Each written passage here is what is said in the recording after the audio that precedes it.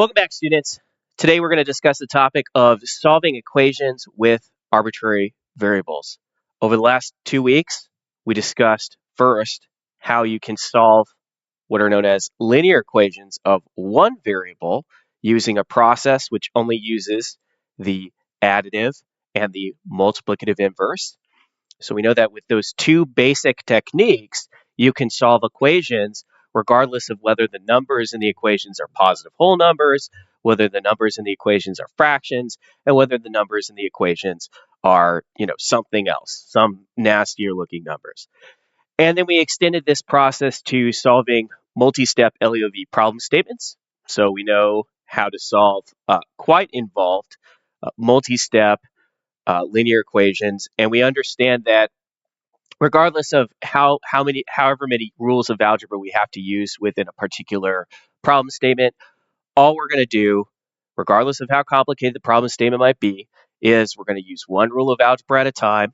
We're going to write down all of our works one step at a time until we are able to reduce the multi-step LEOV to a two-step LEOV, and then from a two-step LEOV to a one-step, and finally, we will have our solution. So let's now turn our attention to solving equations that have arbitrary variables, shall we?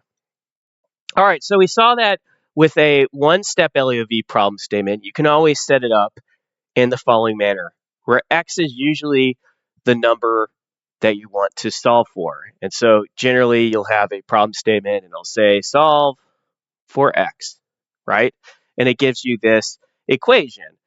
And what we know about one-step LEOVs is that if I want to solve for x, it means I need to do some formula rearrangement here to get my equation as x is equal to blah, blah, blah, or blah, blah, blah is equal to x. So how we're going to do that is we are going to add a negative inverse to both sides of our equal sign. And when we do this, we get a minus a added with x on the left-hand side. And then we saw that we would get b minus a on the right-hand side.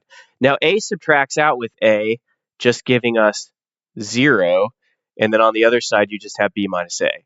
X plus nothing is just x. And so you arrive at your answer, at your solution, correct? Okay, well, let's say that we're dealing with an even more generalized formula or setup.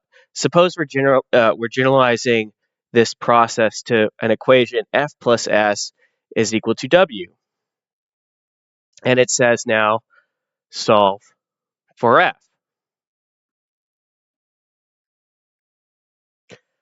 I hope everyone would agree that regardless of the letters that I specifically used in order to represent my equation, because s presumably is just some real number, w presumably is just some real number, and f presumably is just some real number, if I'm solving for f, it means I need to do some formula rearrangement. We're going to get f by itself on one side or the other side.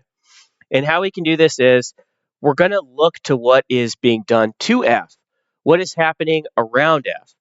Well, we see that there is an s term that's being added with our f. And so what we'll do here is we'll go ahead and use our additive inverse. Since we have a positive s, we will add a negative s to both sides. Positive and negative is going to be a negative, so you have s minus s plus f. And you have w minus s on the other side. S minus s just gives you 0. So you have 0 plus f is equal to w minus f. I'm sorry, w minus s. F plus 0 is just f. So you get f is equal to w minus s. And that is your solution.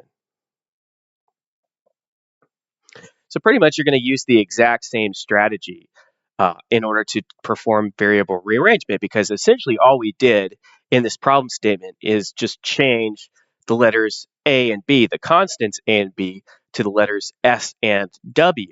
We also changed the variable x to the variable f. However, in principle, all of these numbers, since they are unknown terms, are going to follow the exact same principles. So if you have the same equation, say we have f plus s is equal to w, and I asked you to solve for s, in principle, this is not any different than solving for f, except now we're going to do some formula rearrangement, and we're going to get s on our left side equal to blah, blah, blah, or s on our right side equal to blah, blah, blah, just depending on how our equation might appear. And so in this instance, since our s term is already on the left side of our equal sign, we can go ahead and just focus on removing the f that's being added to s. Note that f is being added to s, so we'll use the additive inverse to undo the addition operation. We're going to add a negative f to both sides of our equal sign. So we're going to use additive inverse to undo addition operations.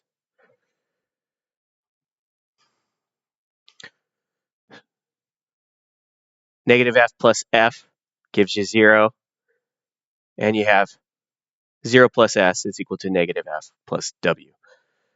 0 plus s just gives you s, and you have s is equal to negative f plus w. And that's your solution.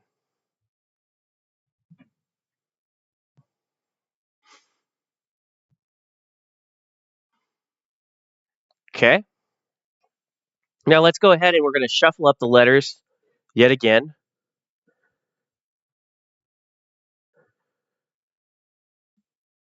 We'll now have an equation y minus x is equal to t, and our equation says for us to solve for y. Okay, in this instance, if we want to solve for y, we need to do some rearrangements to get y by itself. In this instance, since y is on the left-hand side, we can expect that our solution will have y on the left-hand side as well.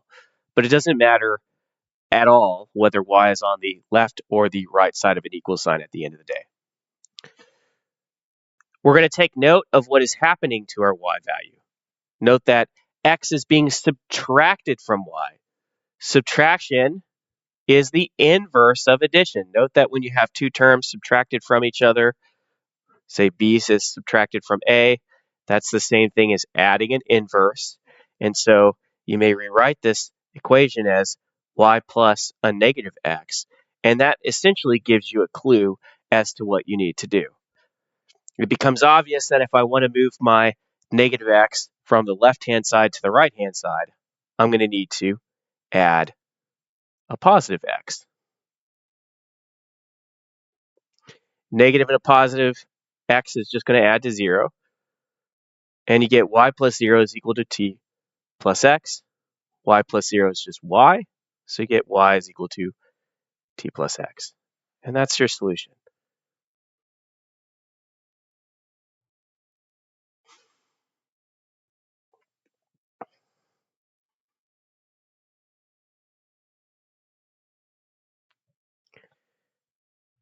Consider now the same equation, but you're solving for x instead. Note that x is being subtracted from y, but this doesn't change the general idea of what we're trying to do. There are many ways by which we could do formula rearrangement, perform formula rearrangement such that we either get x on the right side of our equal sign or on the left side of our equal sign, and it will be equal to blah, blah, blah. Note also that we may rewrite the equation as y plus a negative x is equal to t, and that may give us a little bit of an insight as to what we can do in order to remove our y term, and or what is actually happening to our x. Now, a positive y is being added to your negative x, and so if I want to remove that y term, I've got to add a negative y to both sides of my equal sign. So let's just go ahead and do that. Negative y plus y, that's going to give us 0. So you get 0 plus a negative x is equal to negative y plus t. This then just leaves you with negative x is equal to negative y plus t. You can leave it like this if you want to. You could use the commutative law to do some rearrangement and say that you're now dealing with negative x is equal to t minus y. It really doesn't matter. Okay, I'm just going to go back to the first form. Negative x is equal to negative y plus t. And we are not done.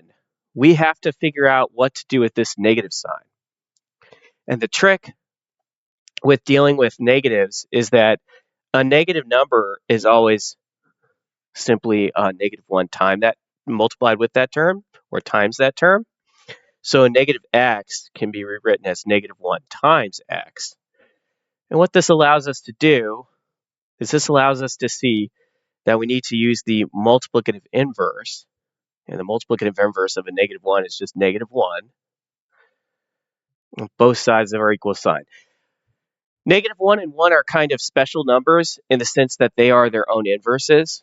So negative 1's inverse will be negative 1 because negative 1 times negative 1 is the only number that will produce 1. Okay, but 1 times itself is also, equal to 1. And so 1 is its own inverse. Negative 1 is its own inverse for all of the real numbers. So negative 1 times a negative 1, that's just going to give you a positive 1. So you have a positive 1 times x is equal to negative 1 times the quantity, negative y plus t. With this in mind, go ahead and use your distribution law. You're going to get negative 1 times y, negative y, rather, and a negative 1 times t. This will all equal your x. Go ahead and clean up your negatives. Negative is a positive. 1 times y gives you y. Positive negative is a negative. 1 times t gives you t. So you get x is equal to y minus t. And that's pretty good. That's pretty good. Okay. Let's now turn our attention to multiplicative inverse cases, where we're performing arbitrary variable rearrangement. Consider the one-step LEOV, a times x is equal to b. We know that if I wanted to get x by itself, I need to multiply both sides by the multiplicative inverse of a, which is 1 over a. Just take the number and flip it. That's what you use as a multiplicative inverse. A times 1 gives you a, so you get a over a. X, b times 1 gives you b, so you get b over a. A divided by itself gives you 1, so you get 1 times x is equal to b over a. 1 times x is just x, so you get x is equal to b over a. And that is, of course, our solution. Generalizing this strategy to a problem where you've got a combination of different variable names or variable types, perhaps. Not necessarily variable types, I don't want to say that. They're just variables, if you will. We have a combination of variables, and on the left side of our equation, we've got s times t. They're multiplied together. No, multiplication's implicit, guys. So this is the implicit multiplication notation. We don't have to write sxt to denote multiplication. We just write them next to each other. This can be a little bit confusing because in some instances you'll have situations where the variables themselves have multiple letters. But when those cases do arise, and they're very rare until you get to a calculus course, we will just assume that if you have two different letters and they just happen to be parked next to each other, that you're trying to multiply two different quantities. So even though it seems like we have one quantity, st, on the left side of our equal sign, we're going to assume that this is actually representing s times t.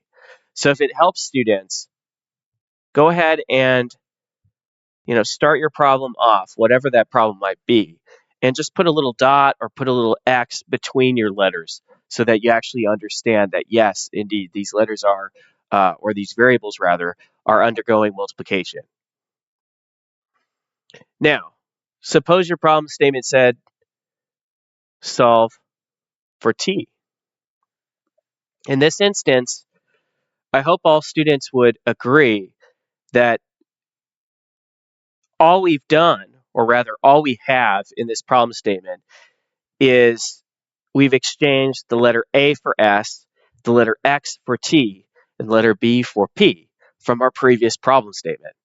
And so because the change to the actual equation is superficial in the sense that we've only switched the letters, we should be able to follow the exact same rules as we did before for finding the solution to a one-step LEOV in order to manipulate this particular equation and solve for the indicated variable. In this case, we're solving for the indicated variable t.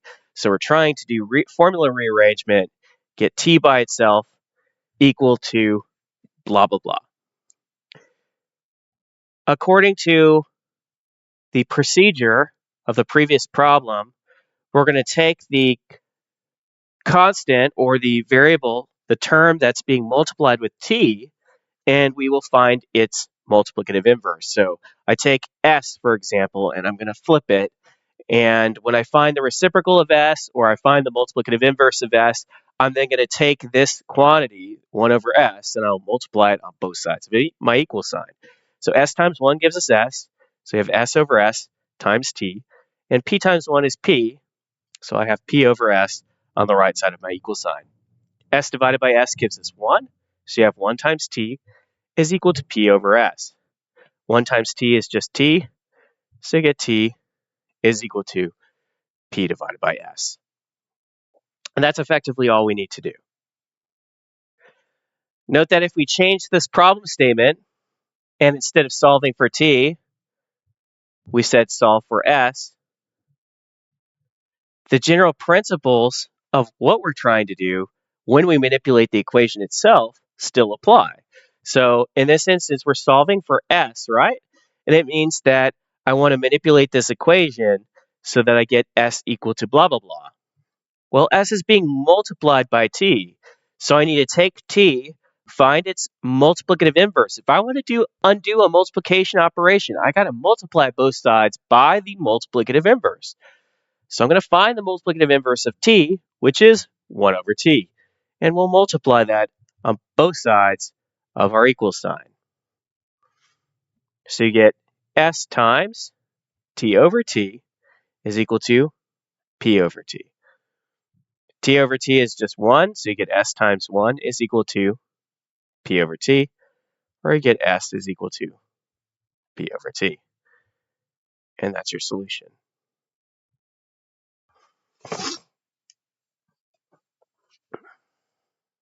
All right. Let's extend our understanding to more complicated cases. Consider the two-step LEOV. Strategy, where you had a times x plus s is equal to k. I'm sorry, a times x plus b is equal to c. I'll be a little bit more standardized with my notation.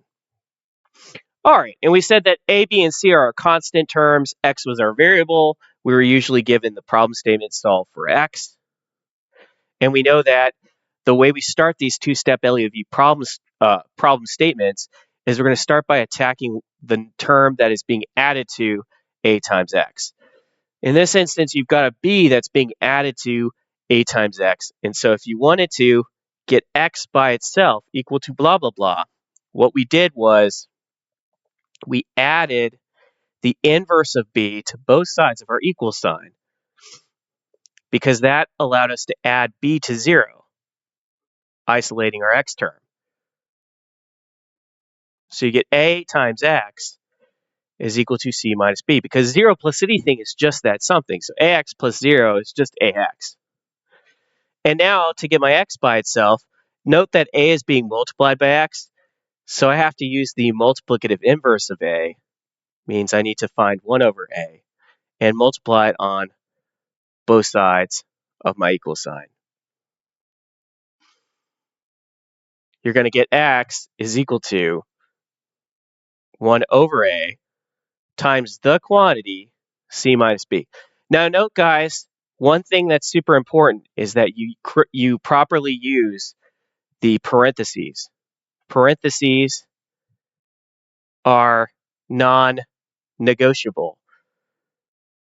If you do this last step where we're multiplying by the inverse of A on both sides of our equal sign, but you do not write the parentheses, your problem is simply wrong. Because the way I'm going to interpret what you've done is you've just taken 1 over A and you misunderstood how to properly use the multiplicative inverse. If I'm grading papers and I have to say someone has an A understanding of the content means that you understood 90% of everything we're teaching in the class. Or if I have to say that somebody has a B understanding of the content means you understand 80% of what's going on.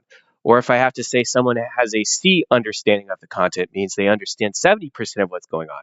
When a student starts misapplying, misusing the multiplicative inverse law because they for one reason or another, whether it's a simple laziness or they just didn't realize they needed to write the parentheses, to me as a grader, it's irrelevant. It looks the same. So it's very difficult for me to judge whether a student truly understands the concepts when they don't have the parentheses around their work in the fashion that they're supposed to. And so right there, that might be a place where a student would lose at least half credit on the problem statement. We have to write parentheses when we're multiplying both sides of the equation, and the parentheses go around everything on both sides of the equal sign. So since C minus B is the quantity, the total quantity on the right-hand side of your equal sign, that parentheses must go around the entire thing. It can't just go around C. It can't just go around B. It has to go around the entire thing. And the reason this is a big deal is because at this point, you have two options. And this is what you'll see in a machinist handbook. When you open up a machinist handbook, which the CNC students will most likely have to go out and buy, and or the welding students will most likely have to go out and buy once they start working at a welding firm or start working at a machine shop, you'll see that basically at this point, the two-step LEOV problem statements may be written out in one of two ways. You could write that X should be equal to 1 over A times C plus 1 over A times a negative B, which would give you C over A plus negative B over A, or simply C over A minus B over A. This is one way that the machinist handbook might give you formulas.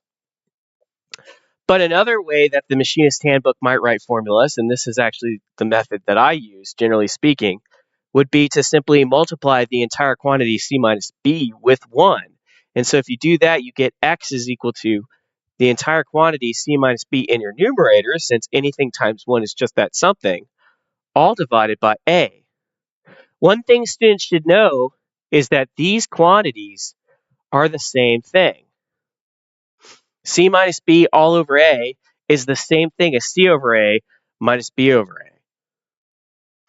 Students have to be comfortable with doing formula rearrangement to the degree that they understand, as long as we're following one rule of algebra at a time. In this instance, we follow the rule of distribution, or we follow the definition of composite fractions, where if you multiply a whole number by 1, whatever the numerator of the unit fraction happens to be, you're just essentially multiplying that the whole term by the numerator of the unit fraction. And so you get, in this instance, C minus B all over A. These are, in fact, the same things in terms of a solution.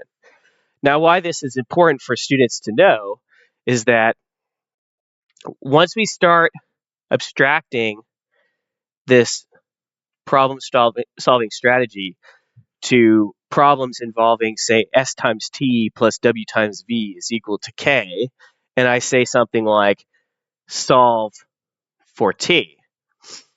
What's critical to know here is that really we're dealing with a very, very similar problem to what we were doing when we were manipulating our two-step LEOVs. We've got this S times T plus WV is equal to K. We've got to first look at moving the quantity that's being added or subtracted from your variable that you want to isolate. So in this instance, we have s being multiplied with t. The multiplication operation is going to take a lower level of precedence in our mind until we deal with whatever is being added or subtracted from t. So you might think of this as like we're going in the reverse order of precedence of PEMDAS. I never tell students that, but I've heard other instructors tell their students that they just kind of follow PEMDAS in reverse as they're working through these problems. So start with whatever is being added or subtracted to a quantity. And in this instance, your W times V added with a negative W times V, well, that's just going to add to 0. And you're left with S times T on the left-hand side of your equation. On the right-hand side, positive and negative is a negative. So you have K minus WV. ST plus 0 is just ST. So we get ST is equal to K minus WV. At this point, it's critical. We have only one term. It's being multiplied with our t, which is what we want to solve for. Okay, I want to solve for t. This is my goal. Get this guy by itself. Unfortunately, s is being multiplied with it. If I want to undo multiplication, I've got to find the inverse, the multiplicative inverse of s. So in this instance, I'm going to flip my s over.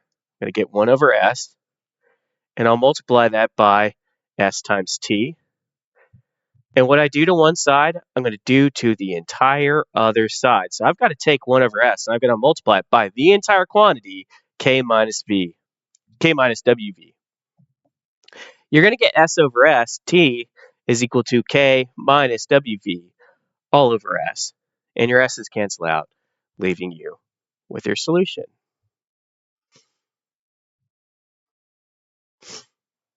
Excellent job. Of course, when we're looking at these two-step LEOVs, there is a reason why we use the additive inverse first.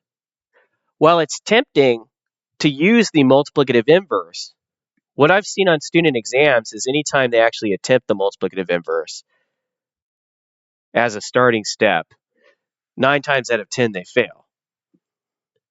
So if we wanted to, say, address the issue of this s being multiplied with t, and we wanted to use a multiplicative inverse, well, the multiplicative inverse of s is 1 over s. So you have to take that term, and you'd have to basically multiply it across this entire equation. So you're going to use a variation of the Hindu-Arabic method, except you're going to be creating a bunch of fractions, where the Arabs and the Hindus highly recommend against doing that because they don't like dealing with fractions. So you'll have 1 over s, and you're going to multiply it by all 3 of these quantities. S times 1 gives you s, rather, so you just have s over s. WV times 1 is just WV, so you have WV over s. And then K times 1 is K, so you just have K over s. S divided by s just divides out, gives you 1, so you have 1 times T plus WV all over s is equal to K over s. Note that T times 1 is just T, and I can remove this WV over s by adding a negative WV over s to both sides of my equal sign. Because why not?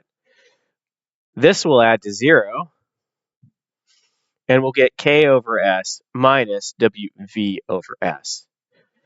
Anything plus 0 is just that something, and you can combine your terms together if you have the same denominator. And so you'll note that the denominator for this K over s term and the WV over s happens to be the same. Because they're the same, you now have your answer. T is equal to K minus WV all over s. This is, in fact, not so easy to do if you're dealing with a bunch of fractions, because once you use that multiplicative inverse, you may get 2 different denominators.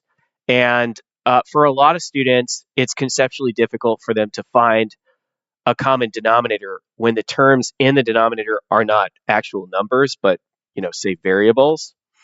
So for example, if you had a fraction 1 over a plus 1 over t, what is this equal to? Because these fractions themselves do not have actual numbers in their denominator, a lot of students are going to be very conceptually lost, and actually they'll make themselves frustrated because they won't be able to know what to do in order to add those fraction terms. You need to have a common denominator in order to add fractions. Because that's likely going to be the case whenever you start using a multiplicative inverse when it comes to these type of, say, formula rearrangement problems. We have to, in some instances, back up if we do an operation that either doesn't make sense or, in fact, gives us a setup where we don't necessarily know what to do. Because this is a Math 900 class, we can't get to all of the different techniques for formula manipulation. You're going to be manipulating formulas in Math 950, for example, and then you're going to be manipulating even more formulas in Math 1100, and then even more sophisticated formulas in college algebra, should you decide to go and pursue those higher courses.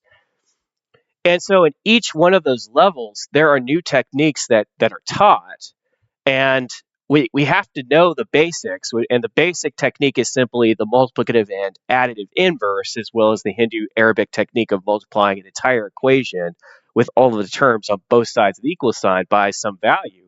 We have to know those basic operations, but then there are going to be these nuances where we simply don't necessarily have the tool set in order to approach that problem. In those instances, I would ask students to just start over, start the equation all over again, and try doing some different formula manipulations. So if you did use a multiplicative inverse incorrectly, figure out what that was equal to, use the rules of algebra correctly in order to obtain your result, and then say, did my life get easier, or did I make things more challenging for myself by doing this specific operation? If you make your life more challenging by doing an operation, it's probably a good idea to just start over. Let's look at a fraction manipulation case. Suppose you have a over b plus c over d is equal to k over s, and I say solve for a. Note that this is going to be a little bit of a more challenging problem statement. You have a bunch of fractions all over the place, and for a lot of students, that's going to cause them a number of issues. But as long as we start this problem one step at a time, using only the rules of algebra, regardless of what we have to do and how it might look or how the equation might feel to us, we will in fact obtain the correct answer. So we're going to start this by, of course, using our additive inverse, just like we did in the previous problem. But in this instance, you'll note that c over d is the term being added to a over b. So we'll add a negative c over b to both sides of our equal sign. C over d plus a negative c over d, that's going to add to 0. And you'll have k over s minus c over d on the right-hand side of your equal sign. Because a positive and negatives is just a negative.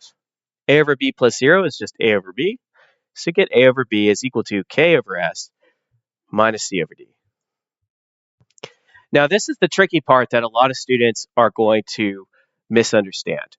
Recall the definition of a composite fraction. A divided by some value is going to be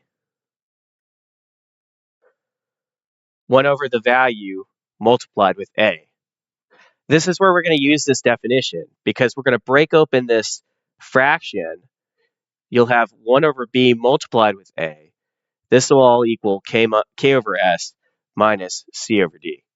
Now, why this is important is because if I want to get rid of my 1 over b term, because 1 over b is being multiplied with a, that suggests that I need to use the multiplicative inverse of 1 over b. And if I do that, the multiplicative inverse of 1 over b is going to be b over 1.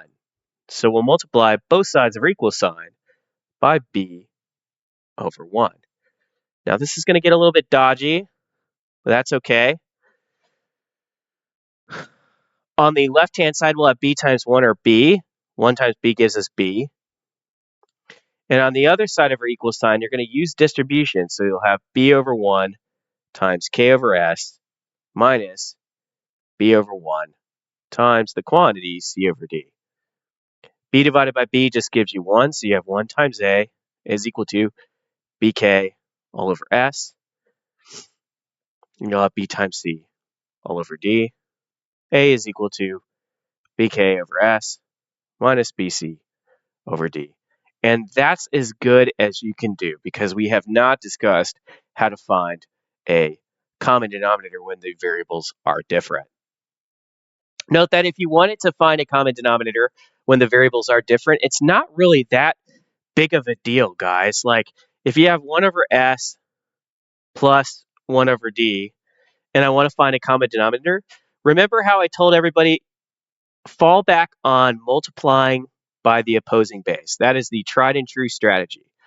So if I do that, and I multiply by the opposing base of 1 over S, which happens to be D, this is not going to look pretty, but it's going to be mathematically correct. I can take my first fraction, 1 over S, and I'll multiply by D over D.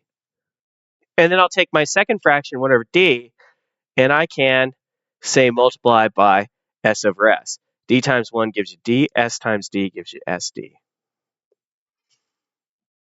So you get D over SD plus S over DS, and that's going to be the same thing as S over SD by the commutative law. So now you just have D plus S all over SD. We could, if we wanted to finesse this equation to have a common denominator, we could do a similar strategy. I'm not asking students to do that, but just to show you how that works, for those who are curious, I'm going to multiply by the opposing base of BK over S, which in this instance happens to be D over D. And then I'll take BC over D, and I'll multiply by its opposing base, S over S. You'll get BKD over SD minus BCS over DS is equal to A. So A is equal to BKD over SD minus BCS over SD. And this is going to give you BKD minus BCS all over SD. And that would be your best answer if you were looking for doing some formula rearrangement to find a common denominator because you just thought it looked more aesthetically pleasing for whatever reason to have a fraction, a precise fraction as your answer instead of, say, 2 separate fractions. Okay. I think we will call it a day at this point in time, and I will see you in class. Take care.